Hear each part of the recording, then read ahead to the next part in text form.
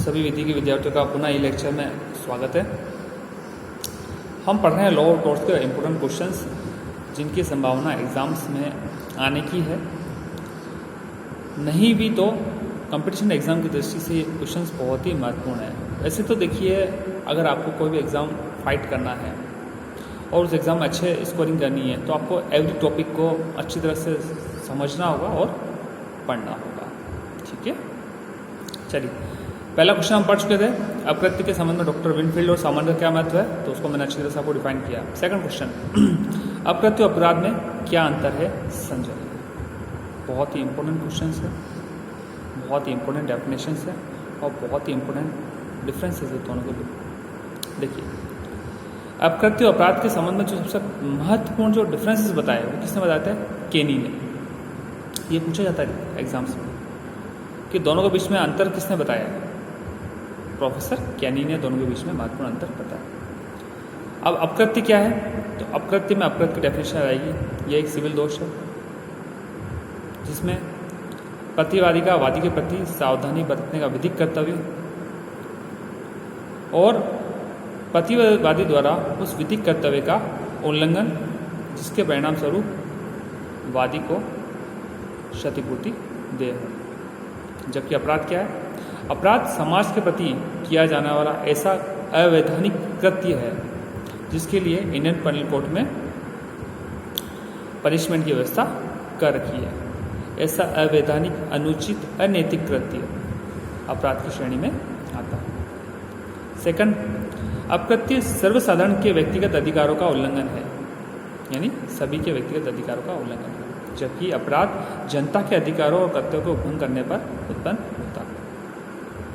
ठीक है, एक बात हमेशा नोट करना कि अपकृत्य में यदि किसी व्यक्ति के अधिकारों को ठेस पहुंची है या उसका उल्लंघन हुआ है तो उस व्यक्ति की तरफ से वाद प्रेजेंट किया जाएगा जिसमें वादी और प्रतिवादी दोनों। लेकिन अपराध में यदि किसी व्यक्ति के अधिकारों का उल्लंघन हुआ है, उसको ठेस पहुंची है, उसको नुकसान हुआ है, तो राज्य की तरफ से उसका प्रोटेक्शन किया जाएगा। ये बहुत ही इंपॉर्टेंट है। तो उसमें स्टेट वर्सेस मोहनलाल यानी प्रतिवादी, राजस्थान सरकार वर्सेस सोहनलाल, इस तरह से टाइटल बनेगा क्योंकि स्टेट्स ही हमारी फंडामेंटल राइट्स को हमें प्रोटेक्ट करती है। तो हमारी तरफ से उस समय केस कौन फाइट करेगा? स्टेट्स। ये थोड़ा ध्यान रखना है ना।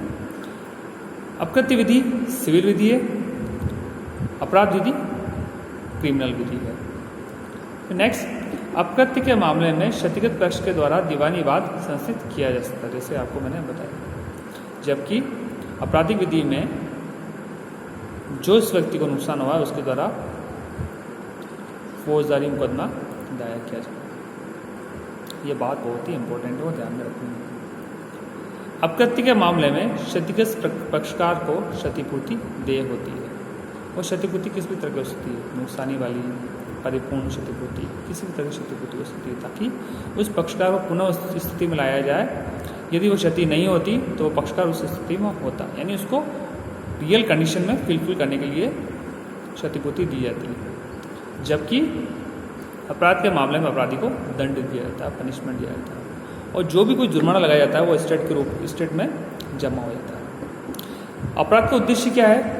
अपराधिक विधि का उद्देश्य क्या है कि अभियुक्त को, अपराधी को अपराध करने से रोकना है ताकि वो पुनः ये कृत्य नहीं करे, क्योंकि ये कृत्य समाज के प्रति, व्यक्ति के प्रति अनैतिक, अवैधानिक होता है जिससे सामने वाले को बहुत ज़्यादा नुकसान होता है। वो नुकसान शारीरिक भी हो सकता है, मानसिक भी हो सकता है, किसी भी तरह का हो सकता है। जबकि अपकृत्य विधि का उद्देश्य क्या है? सिविल दोष, सामने वाले को यदि क्षतिपूर्ति हुई है, यदि उसके विधिक अधिकार को उल्लंघन हुआ है तो पुनः उसको उसी स्थिति में लाना। और वो कैसे लाया जाएगा? उसको क्षतिपूर्ति देकर, उसको रेमेडी देकर। ये थोड़ा ध्यान रखना। फिर अपकृत्य विधि प्रतिवादी का वादी के प्रति सावधानी बरतने का विधिक कर्तव्य। और अपराध में प्रत्येक व्यक्ति का कर्तव्य है कि सभी व्यक्तियों की अधिकारों की रक्षा करें, किसी को ठेस न पहुंचे, है ना। फिर अपकृत्य विधि यह जो डिफाइन करता है यह पूरा कर्तव्यों और अधिकारों को डिफाइन करता है, राइट्स एंड ड्यूटीज़ को डिफाइन करता है। तो एक व्यक्ति का अधिकार दूसरे व्यक्ति का कर्तव्य होता है। जबकि आपराधिक विधि में क्या होता है? आपराधिक विधि में यदि कोई व्यक्ति ऐसा अनुचित व अवैधानिक कृत्य करता है जो समाज के प्रति और उस व्यक्ति के प्रति अवैध है, जिससे उस व्यक्ति को हानि होती है, तो उसके लिए कोर्ट में पनिशमेंट की व्यवस्था की गई है। अब कोर्ट्स के बारे में आ जाते हैं कि सिविल मुकदमे जो होते हैं वो सिविल कोर्ट में चलते हैं, जैसे अकृत्य के मुकदमे होते हैं वो सिविल कोर्ट्स में चलते हैं, जबकि आपराधिक मुकदमे जो होते हैं वो फौजदारी कोर्ट में चलते हैं। हायर कोर्ट में आएंगे तो आपराधिक मुकदमे चलेंगे सेशन कोर्ट में या सेशन जज के सामने, जबकि सिविल मुकदमे चलेंगे डिस्ट्रिक्ट कोर्ट में और डिस्ट्रिक्ट जज के सामने। व्यक्ति वही होता है बट उसका टाइटल चेंज हो जाता है, डिस्ट्रिक्ट जज, डिस्ट्रिक्ट कोर्ट, अपराध में सेशन कोर्ट एंड सेशन जज। तो थोड़ा आपको ये ध्यान दें। तो ये थे संक्षिप्त में इन दोनों के बीच में डिफरेंसेस। नेक्स्ट चैप्टर में हम अन्य डिफरेंसेस के बारे में चर्चा करेंगे। Okay, thank you.